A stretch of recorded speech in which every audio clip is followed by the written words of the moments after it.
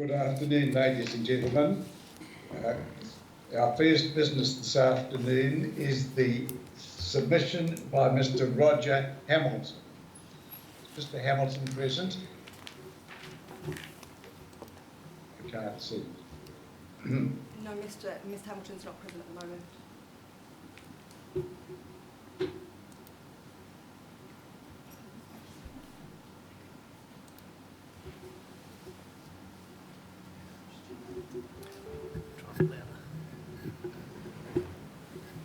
Mr. Hamilton's not present at the moment? Oh, right. Well, we'll give him a few minutes.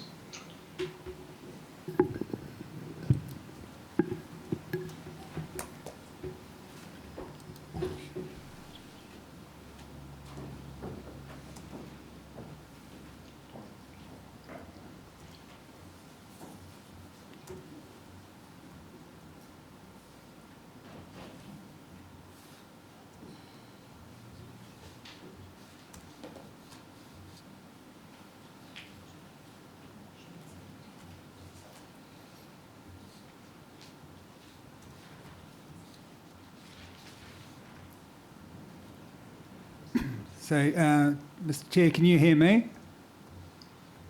Yes. Yeah, so it's Rob Van Voorthausen here. I don't know if you can see who's speaking. We have submitter Sarah Kikstra is here. I don't think the other two submitters scheduled for this afternoon haven't arrived yet. Well, I'd just be inclined to give Mr. Hamilton a couple of minutes of grace in case he's run into an unexpected difficulty. He's entitled to his first place if he can come within a few minutes. Sure. And if he's not, then we'll call Ms. Buck, and if she's not there, we'll try Mrs. Kikstra. Is that how I pronounce it?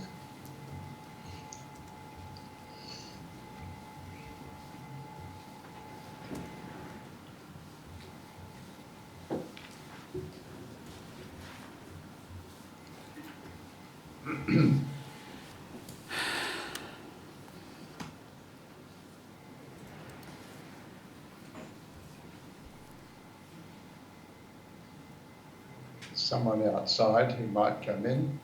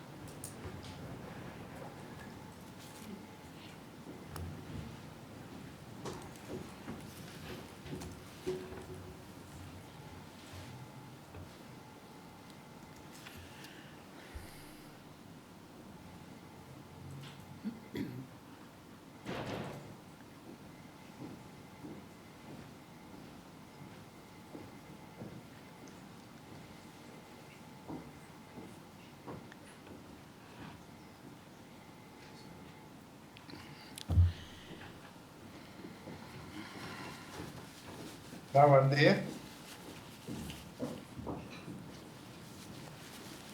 Well then, if Mr. Hamilton's not able to speak to us at the moment, then we'll perhaps see if Ms. Buck is present.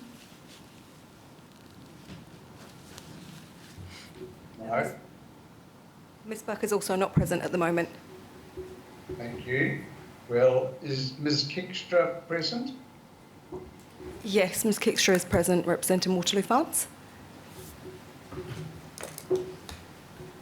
Ms. Kikstra, good afternoon. Thank you for coming. We would have an opportunity, if you would like to proceed, to hear from you now, because the people we were expecting to hear earlier haven't arrived. So if it's convenient for you, and when it's convenient for you, we would welcome you telling us what you'd like to say in support of your submission. And we have, of course, already read the material that you sent us the other day. Yeah, good afternoon. So do you just want me to speak to the submission, not read the whole? You don't need to, because Just we've parts of already it. read it. But please just present as you would find comfortable. Yeah. And in the knowledge that we're taking you so seriously that we've already read what you presented to us. Okay, thank you. Right. So, yeah, nearly 30 years ago, my husband and I bought a property which is on the city boundary now. It was 10 hectares, and it was for the purpose of growing potatoes, onions and pumpkins. And so initially so that 10 hectares is where we live, and that's a base for cool stores and pack house and storage sheds. And so initially we leased land close to our base when it was possible to do. But over time, planning rules became more permissive and land use changed. It was possible to subdivide down to 4 hectares. And so it became more difficult to lease land close to the city, and we were forced to move out to areas such as Southbridge and Dunsandel, Mead and Swannanoa, where we are leasing a block at the moment. So the reason that growers lease land is good management practice, rotation for avoiding pests and diseases. And fresh land on good soil always produces a better crop. It's become more difficult to lease good horticultural land, and by that I mean versatile soils, availability of irrigation. Some lifestyle blocks close to the city are economic to lease, and they're big enough to lease, but they have a low nitrogen budget. And then there's the bigger farms which are further afield, if they have the nitrogen budget to allow that. But Rule 5.42 CE prohibits new or expanded operations that exceed the nitrogen loss rate applicable to the proposed location and are not permitted under or consented under Rule 5.42 CA or 5.42 CB. And so if the land is outside your sub-region, and we are in the West Melton, Christchurch sub-region, on the boundary with Selwyn, then it becomes very difficult to lease land, and it threatens our ability to be able to continue. So I couldn't understand what was the problem with leasing land in different sub-regions, which is something we have done for nearly 30 years. In fact, we've barely leased land in our own sub-region because of other land uses that have come on board. So when I spoke to the planner for Potatoes New Zealand, he said it was too hard to keep track of. Nothing to do with water quality, simply too hard for enforcement, and it becomes a prohibited activity. It would appear that rules in a plan change are now solely pivotal on the capability of enforcement. If this is correct, it is disturbing. It is often said that good law is clear and concise.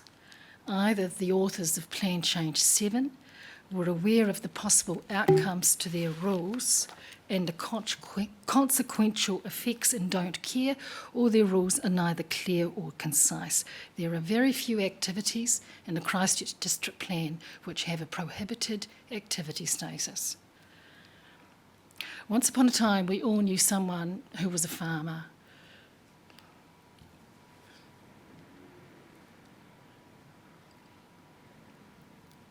Or worked in the primary sector. These days are gone, and I wonder if the authors of Plan Change 7 have any understanding of the complexities of farming. This is, after all, the second time around for vegetable growers, and for some growers, such as ourselves, the effects are even worse. Bear in mind that the average age of a farmer is 61, and that figure speaks volumes in terms of the sheer hard work and costs involved. Another issue has been the tendency to gloss over the costs of these regulations: resource consents, farm consultants, lawyers and the like, irrespective of the size of the operation, which gives an advantage to the larger growers. There is also the cost of delays if the resource consent process is protracted in terms of the ability of preparing ground and planting during that window of time for doing such work. By its very nature, uncertainty if consent is declined. My husband is Dutch, and while farmers have environmental standards in the Netherlands, if they are compliant with the regulations, they are significantly reimbursed. Equally, the Netherlands has a huge market at their back door, while New Zealand is thousands of miles from its export market. Therefore, New Zealand is at a disadvantage in terms of regulation costs and transport.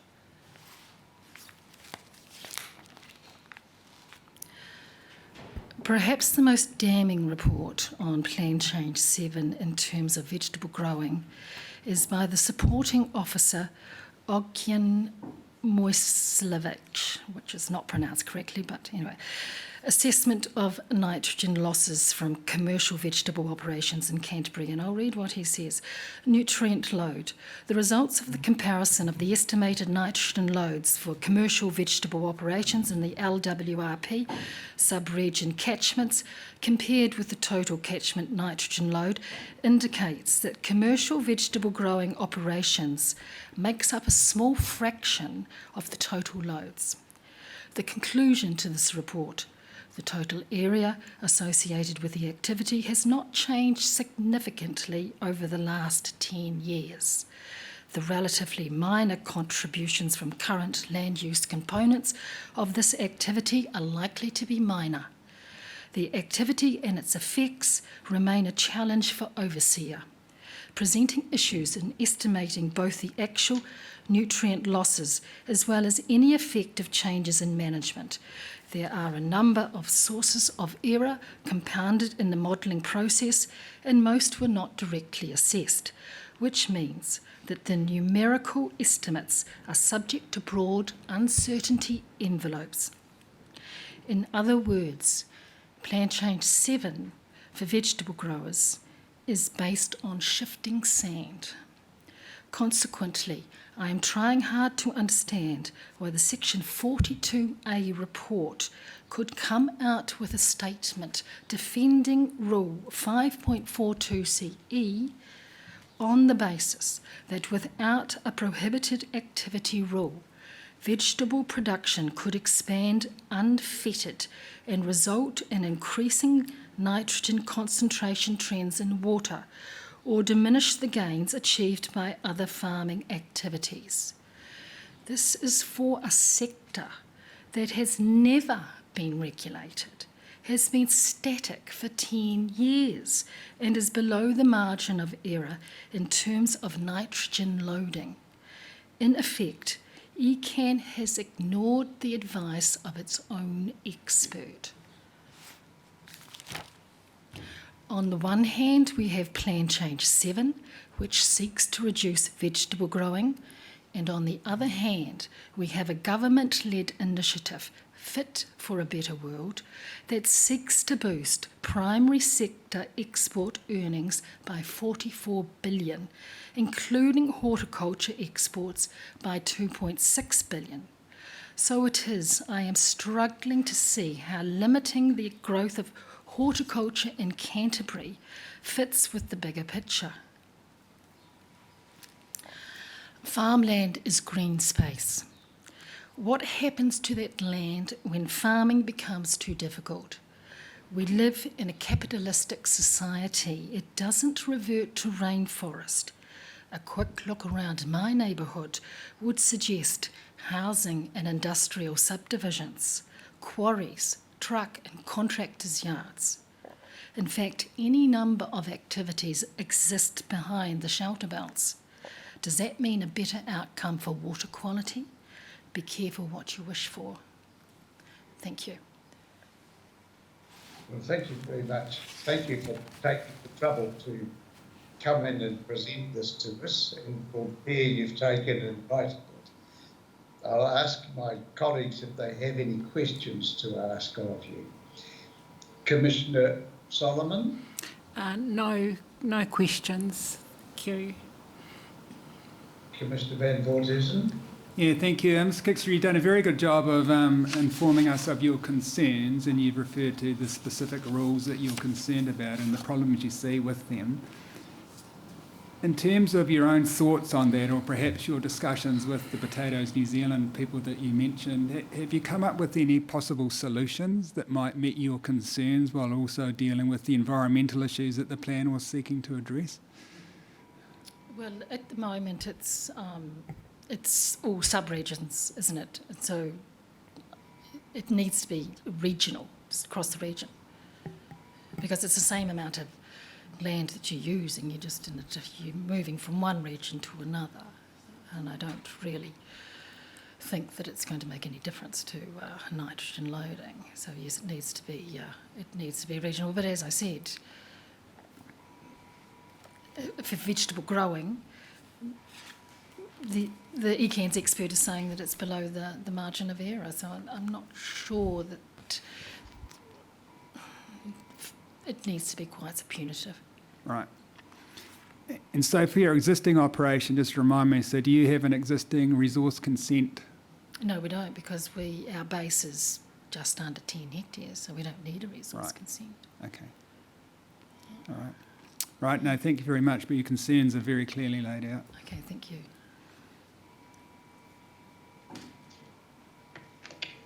Well, Ms. Kikstra, thank you so much for coming in and coming so well prepared so that you're able to explain your point of view so clearly to us. It's quite lucid. Thank you so much indeed. Okay, thank you very much for listening.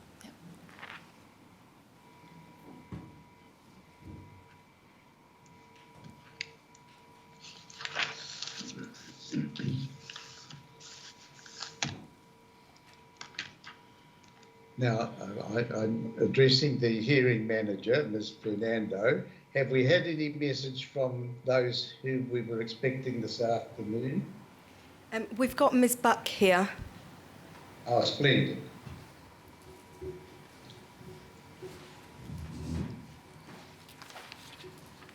Good afternoon, Ms. Buck. Hi.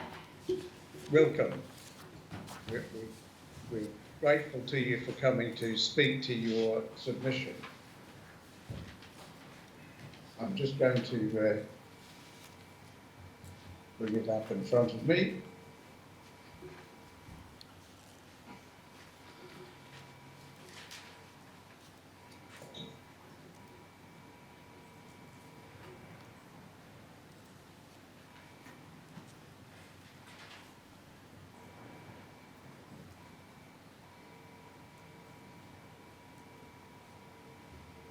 Now, you've already given us the submission that you lodged with the council some time ago, and we have, of course, read that. And so this is your opportunity to speak to it, and we're grateful that you've come to do that. Great, thank you. Well, I'm here because I think that water is just so important, and in a time of climate and ecological crisis, I think it will be the most precious asset of any community and the defining asset of any community. We're already seeing wars fought over water. And I'm intrigued to see on Environment Canterbury's website, in the opening page, we protect our natural environment, but the proposal here is to allow a huge increase in nitrate leaching into not only private wells, but the city's public water supply. I don't regard that as protecting the environment at all. The news that the Waimakariri River does not act as a protection barrier, and that we now know that the nitrates go underneath the river into the city's aquifers, means that we cannot delay this action. The risks are very clear and the need for action is very clear. The Christchurch City Council's water strategy recognises that water is, in its own words, so precious and highly significant to the people of Christchurch. It goes on to say that the City Council will be unwavering in its advocacy and actions to minimise nitrate incursion into groundwater sources used for our drinking water. The City will do all it can to protect its aquifers. The current level of nitrates in our deep wells in Christchurch is on average around 0.447 milligrams per litre. The proposal here is to allow this to increase to an average of 3.8 milligrams per litre. That's a massive increase, but that's an average. So many wells will be higher, and the absolute limit may be as high as the 11 milligrams per litre for some areas. That's the national standard, but it's completely out of date and completely inappropriate. A 1 milligram per litre limit was considered by the Waimak Zipper, as they're called, but it was rejected. And by the time by which they have to achieve this ranges from 20 years to 60 years. That is just appalling. In this case, it seems to me that ECAN is protecting the current nitrate addiction of a relatively small group of land users on the other side of the Waimakariri River. I asked the previously non-elected commissioners why they were doing that. They said the farmers can't afford to go harder and faster. So the costs of these farming practices, of land use practices, are being externalised completely to the people of Christchurch and to any private well owners. I actually think ECAN has a duty to protect those aquifers that this city has been lucky enough to have underneath its city. What they are doing here has huge impacts on the public drinking water of almost 2/3 of their own population, the people that they are there to serve and who actually fund their activities. How did they arrive at this suggested work? A Waimakariri Zone Implementation Plan Addendum group was formed. As I understand it, no one there represented the 380,000 people of Christchurch who bear the consequences of this decision. I understand that some elected members from ECAN were there who represented that part of the city, of the area, but that no one representing Christchurch was there. You will be very aware of the huge interest that people in Christchurch have in their drinking water. It's an asset that they value greatly, and the water that exists in the deep wells, which are the ones used for drinking as the drinking water source, is in some places over 175 years old. The City Council's submission, which I support but I'm not here to speak to, says on page 1, maintaining a supply of high quality groundwater for drinking water supplies without treating for nitrates is of paramount importance to the whole of Christchurch. The Council seeks to limit the increase to less than 1 milligram per litre. The Christchurch City Council actually made submissions on this when they were finally allowed, and they were completely dismissed by ECAN. This plan change allows way too high a nitrate level. It's a level that wrecks the ecosystem, causes huge health issues for the population of Christchurch, and the timeline for even getting to those limits is ridiculously long. There are 5 sub-areas in the plan as I understand it. The planned reductions happen ever so slowly that the last one is not even planned to make it before 2080. It is also based, as I understand it, on very conservative projections of what the likely level will be. I understand that they've taken the 50th percentile, whereas I understand for this sort of planning and projection, a 95th percentile would be much more sensible. Plus, what happens if these targets are way too high and they're not met? There doesn't seem to be any penalty whatsoever written into this plan. I don't know what happens, a slap on the wrist with a wet fertiliser sack. I really don't know because it doesn't tell what the penalties are. The Waimakariri River is the primary recharge source for the Christchurch aquifer system. The findings of the panel on the water conservation order for the Te Waikaru Pupu Springs, the ecologists there advised that nitrate levels above 0.44 milligrams per litre can have major impacts on aquatic ecosystems. And they recommended nitrogen levels in groundwater of between 0.4 and 1.1 when they did that water conservation order in order to protect the Stygofauna fauna there. But let's look at some of the costs, because these are not mentioned anywhere in the plan change that has been proposed. The actual costs of fixing the problem, that is removing the nitrates that ECAN seeks to inflict on the population of its largest territorial authority, which actually collects its rates for it, by the way, in the Christchurch area, is estimated in the work the City Council got done on this at between 800 million and 1.6 billion, and that's in last year's figures. The health costs are also incredibly high. A very comprehensive Danish study found a link between nitrates in water and the incidence of colorectal cancer, and that it increased dramatically above 0.87 milligrams per litre. A US study has recently reinforced that using both the Danish study and 7 other high-quality studies. Last year, the Otago University Professor of Public Health, Professor Michael Baker, said, "We're working with a regulatory level which is hopelessly out of date. It was generated decades ago. It's still used internationally, but it's about protecting babies from blue baby syndrome, and it's not about cancer risk." As he said, our water is getting a lot more contamination because of our absolute love affair with nitrate fertilisers. It also has no regard in any of the comments in the Zipper report about the impacts of climate change and what that could do. All for something, so we take all these risks for something that is able to be dealt with now. The situation can be resolved. Farming nitrate leaching into the Christchurch aquifers needs to be stopped at a much lower level, no higher than 1 milligram per litre, and much, much more quickly. The externality costs of a relatively small number of land users are that a city's very pure, very valued, pure water supply is placed at real risk. Few cities come with such an incredible natural asset as the city does with its deep, pure aquifers. Why would we throw that away? Which is exactly what ECAN is doing here. Why did they go for the average of that? According to the people I spoke to at the time, it was because this could be achieved without land use change. This is the easiest for the current land use users, for the farmers. There is no penalties, as I can see, for not meeting the targets. The words that they use, progress to be made, are way too permissive. The timeframes are way too slow and way too conservative. The whole proposal is revolting. That's me.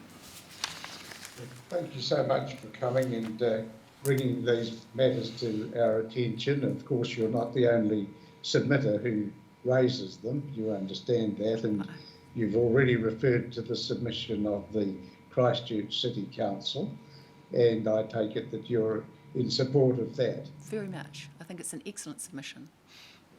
And we have asked some questions this morning about the drinking water standard, which I think is the one that you've been questioning.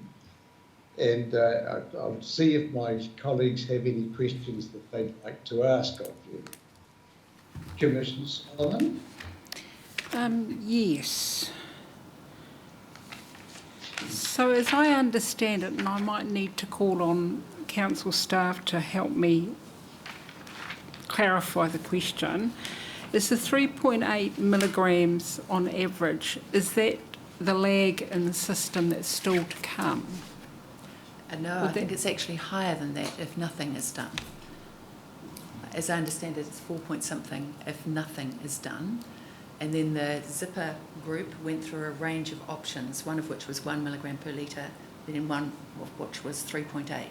But that's what is being proposed in here, as I understand it, a level, an average level of that. So that could mean, given the number of places where they could test it from, that some of the areas are at 11 milligrams, which is just appalling.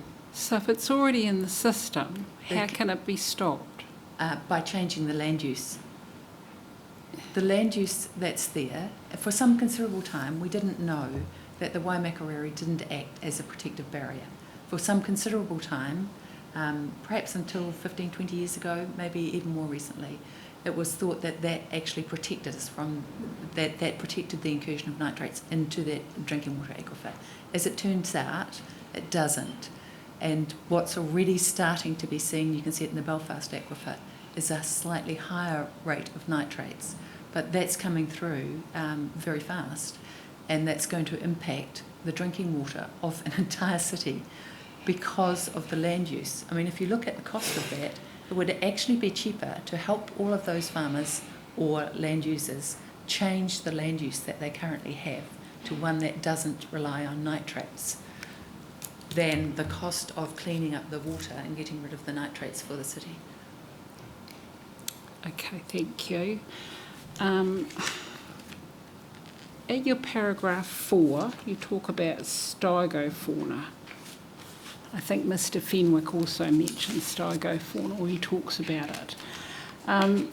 Given that stygofauna play a significant role in maintaining and improving water quality, as alluded to by Mr. Fenwick, do you agree that groundwater monitoring should occur to monitor their health, given the services they provide? I've got no problem with that whatsoever. What I have got a problem with is that in the hearing up north for the water conservation order, which I would very happily personally put on the aquifers in Christchurch such that these things could not happen, that was suggested that it should stay much, much lower than what is being proposed here, that they are important for the water's health. Okay, But this is the primary protection that we have in our drinking water. We do test, the water is tested every day as well, but the recharge aquifer and the source of the water from which we take it being pure is actually the primary protection that we have, and it's just being wrecked. I've just got one more question. You'll be aware that the CWS was established by the Mayoral Forum.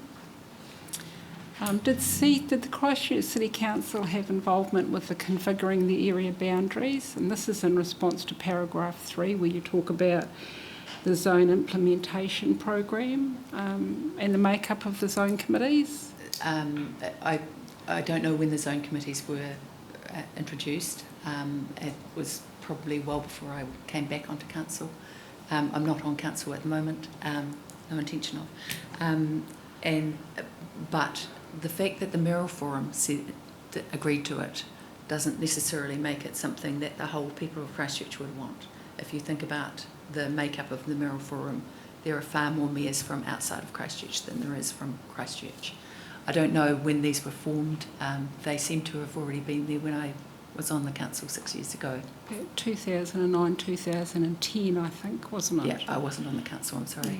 So I'm pretty sure that Christchurch City Council would have had input, at least, into how the zone committees are configured and how they may well make have. up their members. I don't know that. Certainly I remember. I'm just commenting on I just wanted, because you mentioned no Christchurch representatives were on that zone implementation program. When that zone implementation committee came and we finally met with the ECAN councillors, we were appalled to discover what was being recommended. And basically all that was being said was, well, the farmers can't afford it. And there was no consideration of the impact on Christchurch. There was really nobody on that Waimakariri zone implementation plan, whatever it is, zipper group. They didn't even ask the other zone committees, as I understand it. I recall when the council made a submission on it, and it also asked for public submissions on it at that stage. It was rejected in the same afternoon, so it was rejected in terms of public submissions, and just completely gone. So there was no input from the people who are most affected, that is an entire city's drinking water supply, at all at the time. And I mean, the ECAN councillors, or whatever they were called, the non-elected ones, were just saying, well, that's not, they can't afford it, the farmers can't afford it.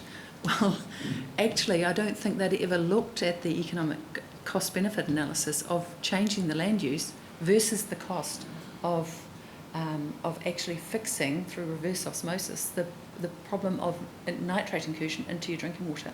The drinking water standard for New Zealand hasn't been revised for a very, very long time. Even ECAN has asked for some work to be done on it.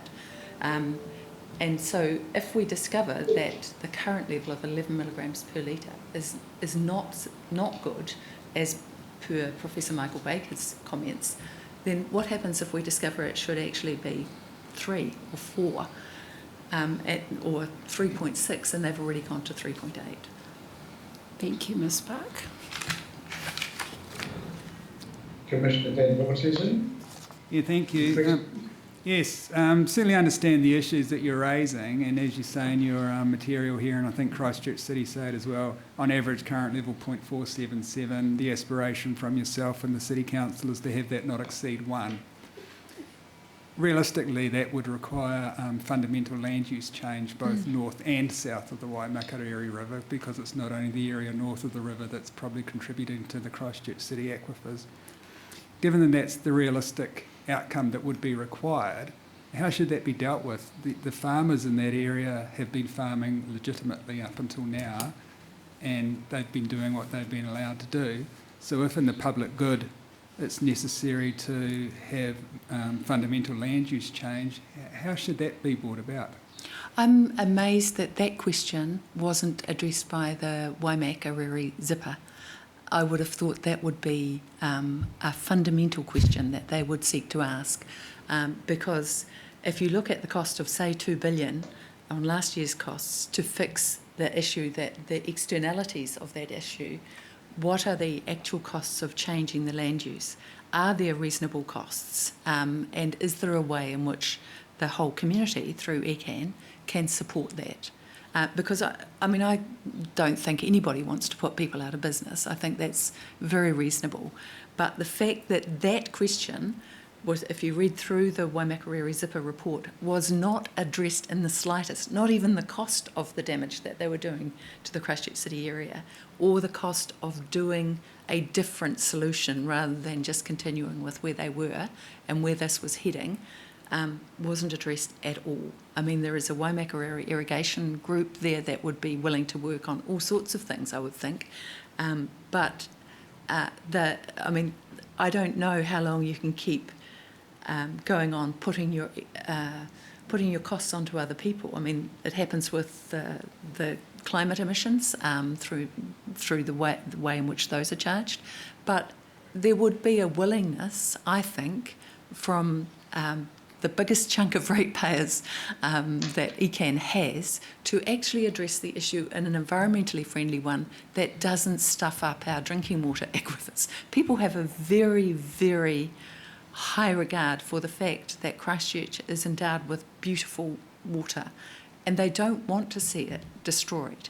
And I'm sure that they would much rather help the farmers, or the land, because it's not all farming, the land use over there to change in a way that is kind to the water, than actually, I have a feeling it would be a hell of a lot less than the $2 billion anyway. So I guess my take from that is that in your view it would be a reasonable expectation that that land use change would be publicly funded rather than expecting all the private landowners to bear the costs? I would think I would think that there is a whole lot of things that we've learnt since our dependence on nitrates I'm not sure if overseer is going to be the right person, the right outfit to monitor all that, given Balance and Ravensdown own a share of that. But I would think that we would want to do it, and that farmers would want to do it. Like farmers and those land use people want to be able to leave that land in a good state for their kids and grandkids. They want to serve the environment well, but we're only giving them this thing of just limit the nitrates that you put on. Are there other ways of doing this? Yes, we've seen through regenerative agriculture a heap of much better ways, and it's become so mainstream. Even Country Calendar runs in there. So there is a lot of alternatives. We know there is a lot of alternatives, and we know that faced with climate and ecological emergencies, we do need to look at doing things differently. Yeah, but my actual question was, should that change and the cost of it be publicly funded?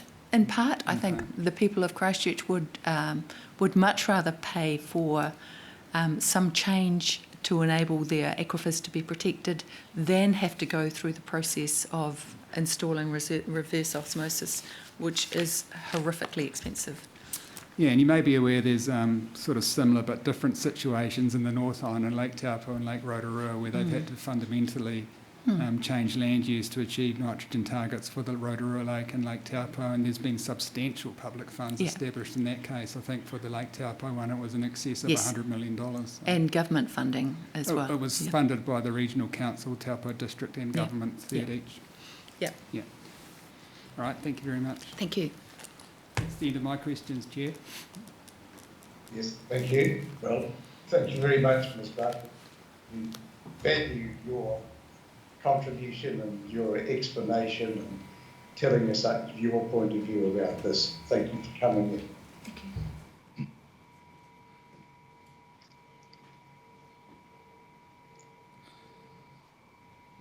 Now, I asked the hearing manager if there's been any message from Mr. Hamilton. Kia ora, Commissioner Shepherd. We've not had any response from Mr. Hamilton. All right. Well, I think if he was coming and had been unexpectedly delayed, he'd have got here by now. So I think we probably will assume that he's not going to be able to be with us. And we of course have his submission, and we will consider that in the normal way. I don't think there's other business for us this afternoon. Is that right, Ms. Fernando? Yes, that's correct. So I'll adjourn the hearing until 10 o'clock tomorrow morning.